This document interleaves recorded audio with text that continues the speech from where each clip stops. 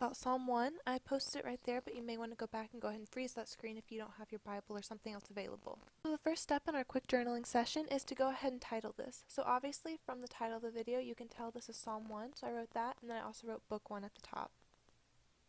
So the first step is actually to go ahead and read this psalm or section and then go into your journaling process, so make sure you've done that first, and then you can go ahead and add a couple of details or anything you want to that top.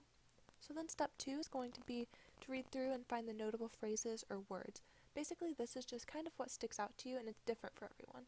So my first one was, happy are those who do not follow the advice of the wicked.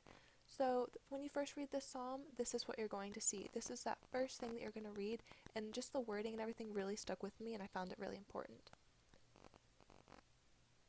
So then going into the second one, this one has kind of a different idea, almost the opposite.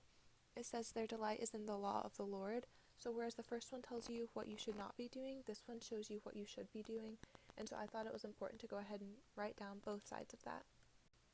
So basically your next step, step 3, is looking at figurative language and its meaning. So the figurative language that I found is that they are like trees, but as you'll see, I do go back in just a second to our notable phrases, and then I'll return to say the meaning. Okay, so for our third notable phrase, I said the wicked will perish, and I also, just after I read through this once more, found that this was really important and was something that I felt like I should try and remember. So now moving on to the meaning of the figurative language, I basically said that it meant that humans will have the ability to survive despite tough conditions. So if you're reading through the passage, it talks about how trees can also survive throughout the winter and throughout these harsh conditions, and they always come back. And so this is just the meaning I took away. Let me know if you found something else though.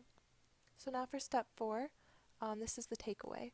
So what did you gain from this passage? And I said it was to stick to the correct path, and I found that the correct path was the one closest to God. And again, write down whatever you think. And then for the second one, I said it was to push through the hard days, that I'll get through them, and I thought this was just really a great reminder for myself. Okay, so for our step 5, it is goals. Basically by goals, I mean just writing down what you want to change in your own life this week after reading this passage. And for me, the first thing I thought of was just to journal more. It always makes me feel better, and I just haven't been doing it as much as I'd like to because I've been so busy.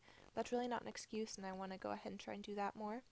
And so number 2, I just said to be more positive. I think you can always be more positive, and that's something I know that I can always work on.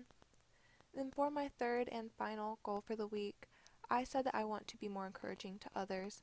I just don't want to be as focused on myself. So go ahead and freeze that next screen if you want to look at this one more time, and thanks for joining me.